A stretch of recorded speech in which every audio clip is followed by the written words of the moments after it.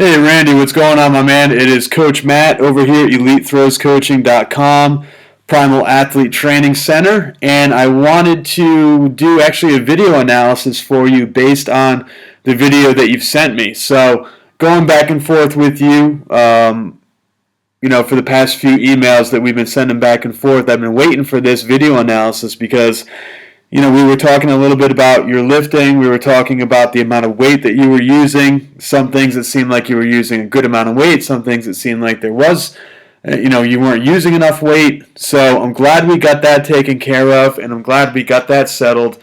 But now that I can see your throws, I can really give a lot more help as to what's going on. So, when it comes right down to it, what's going to make the ball fly farther is going to be the amount of velocity that you put on the release.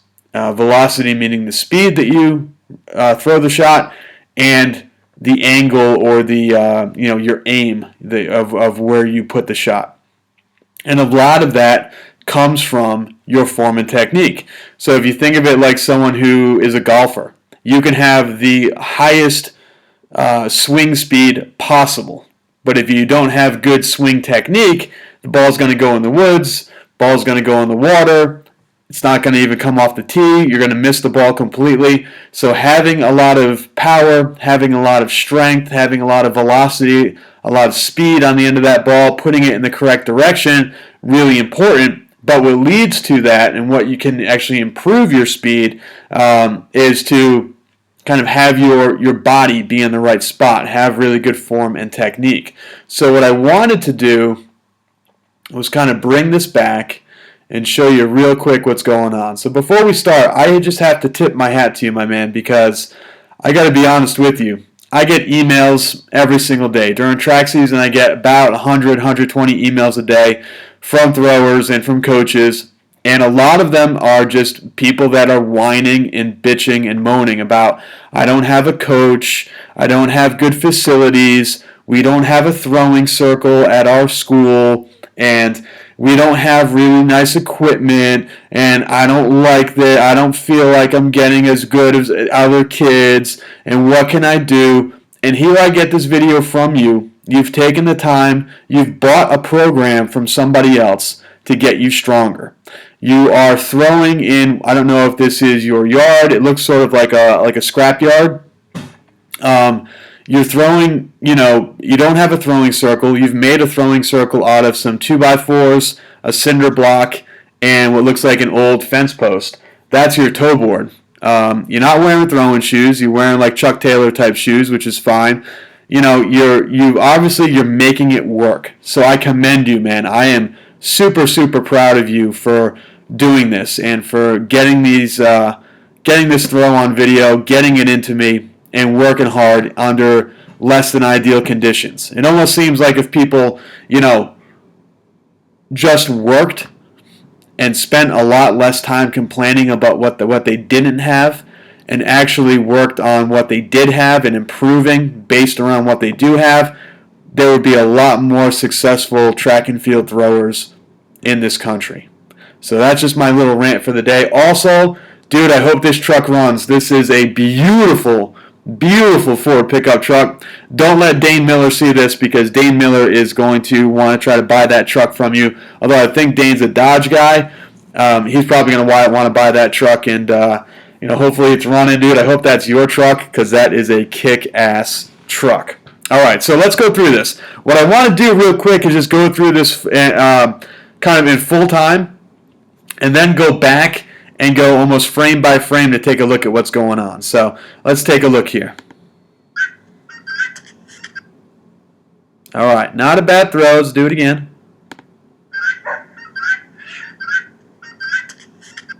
Okay, so right away we're seeing some issues with shifting weight.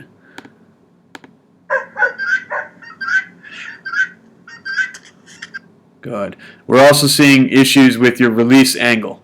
So not getting a lot of extension at the end, the release being a little bit off, having your weight shifted too far over your left leg in the front of the circle, standing up a little bit too tall in the middle of the circle. So there's a lot of things going on here. We're going to try to pinpoint and find the reason for it. So let's start in the beginning.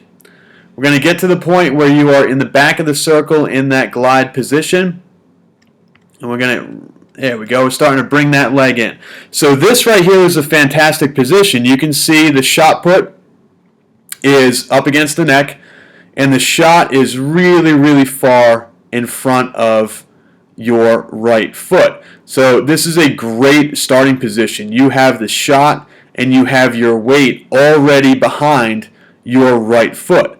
Now, if your goal is to get your weight behind your right foot in the power position, then starting with your weight behind the right foot in the back of the circle is a fantastic place to start. You can see if you just turn this right foot and pointed the right foot in your right knee at the camera, it would look just like a proper power position.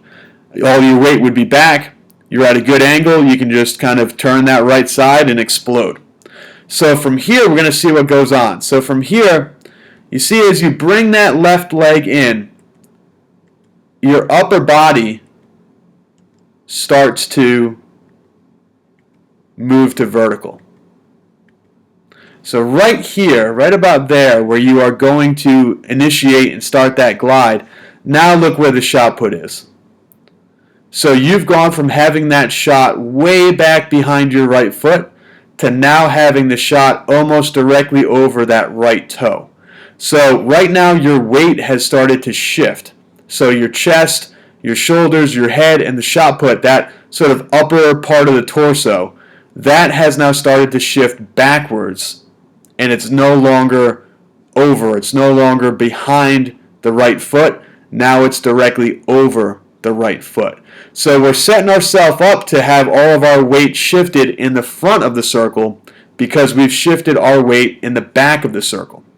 So what I would definitely recommend first and foremost is that when you bring that left leg in, keep your upper body in this position the entire time. So there's no reason why as you bring the left leg in that your upper body should start to angle and fall backwards. Try to keep your upper body down, try to keep your chest down, and try to keep your back nice and flat.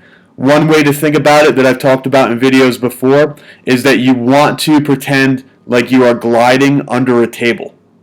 So you want to pretend right now that there is a giant table, or almost like if you go to Home Depot, if you go to Lowe's or any type of like Sam's Club or anything like that, they have those big shelves, the scaffolding, those big shelves. You want to pretend like you're gliding underneath that bottom shelf. So if you were to do this under that bottom shelf right here, boom, you would smash your head. So watch, boom, you would smash your head on the bottom of that table. You would smash your head on the bottom of that shelf. So we need to keep you low, and we need to keep the weight back behind that right foot. So there's number one, the biggest correction. Now I like to start my corrections in the back because normally if something is a little bit off in the back, it's really, really, really off in the front. So if there's something that's a little bit off in the back, it gets multiplied as we get to the front of the circle. So let's see what happens. You can see here, we start to shift the weight too far backwards. Now at this point, the shot is actually behind the foot. Good job pushing off the heel. Good job keeping that left arm back and closed. And right from here, let's take a look and see what starts to happen. Right foot comes down in a pretty good spot. And there goes the left. Now the left foot is the trigger. Get that mouse out of there. Left foot is the trigger. So the power position starts when your left foot touches the ground. Right about there. Now you can see the difference. Left foot touches the ground, and what's going on? Well, you've already started to open up your upper body. So you've already started to turn the shoulders and throw that left arm. The other thing is you can see that your center of mass right here, this Under Armour symbol, is perfect because that right there is your center of mass. That needs to be back behind your right leg. So we need to get you to, number one, stay lower in the back. Staying lower in the back with the weight behind you in the back, it's more than likely you're going to stay lower in the front with your weight behind you in the front. So that back position is leading to a not so good position here in the front. So right now you've got your weight in between your feet. We need to have your weight behind that right foot. So staying lower, keeping the head down, keeping the back flat is going to make it a lot easier for the shot and for your weight to stay back behind the right foot. Now your weight is shifted, as we just said.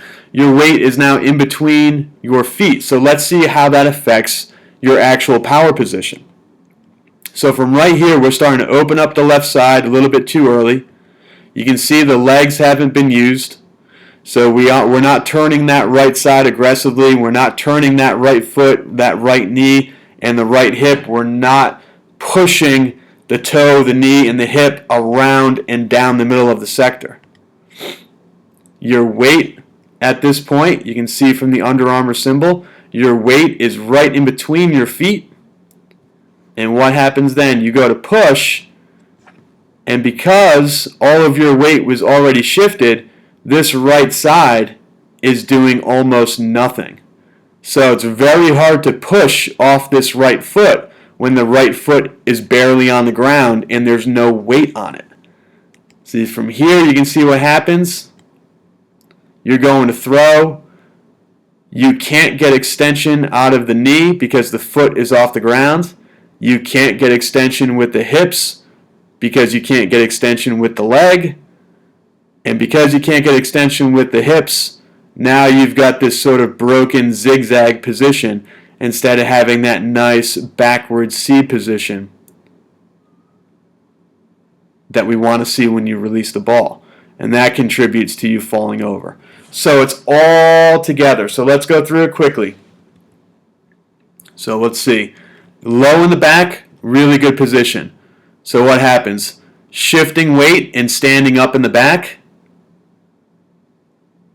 leads to shifting weight and standing up in the middle, which leads to not being able to use your right leg, a bad release, and falling out the front of the circle. One of the things that we had talked about in our emails back and forth. So what are the steps to correct this? Now that we've pointed out all that stuff, what are the steps to correct it? First step, number one, work on staying low in the back of the circle and keeping that low position until you land in the power position. So pretend like you are gliding underneath a table. Pretend like you are gliding underneath a piece of scaffolding at Home Depot. Set something up. I mean, you've got a lot of stuff to play with here, man. I would love this. I would be building stuff out of all this metal for days. Maybe you take a couple of fence posts and you put a piece of this metal, what do they call that? Corrugated steel, and you actually glide underneath the corrugated steel. Maybe you set up a little drill area where you work on staying low as you glide. Maybe you hit your head once or twice, but that's okay. That's going to teach you to keep the head down, keep the chest down, keep the back flat. Then once you get into your power position, again, your power position is going to look like this in the front of the circle. So once the front of the circle looks like this, then you can start the next step, which is actively using your legs. Turning the feet, slamming that left foot down in the front of the circle, forcefully turning, pushing that right side, your right toe, right knee, and right hip, driving that around and down this sector, and then exploding up on the ball. So right now, because your weight is off here, it's very hard to use your legs. So one is going to lead to the other. Staying low in the back is going to lead to you staying low in the front. Having the weight stay back behind the right leg in the back, it's going to make it easier for the weight to stay back behind the right leg in the front. It's going to get you in a good, proper power position, and then from there, you'll be able to use the legs, forcefully turn that right side, blast up with your legs, and put a lot of power into that throw. You're going to have the ball now going in the right direction, as well as have more speed behind the ball. That's what you need is velocity. Speed plus direction. All right, so hopefully, Randy, this makes sense. I want to say thank you for sending in the video. Again, you are, hopefully other people see this video, see where you're throwing, and kind of swallow their pride a little bit, man, because you are doing it with a lot less than everybody else. And some of those people that have decent facilities, some of those people that might have a coach 1 or 2 times a week part-time who email me bitching and moaning that they're not at the Olympic Training Center and that they can't get better because their circle isn't as smooth as it should be, or they throw off of the parking lot instead of throwing in a throwing circle, or they don't even have a toe board.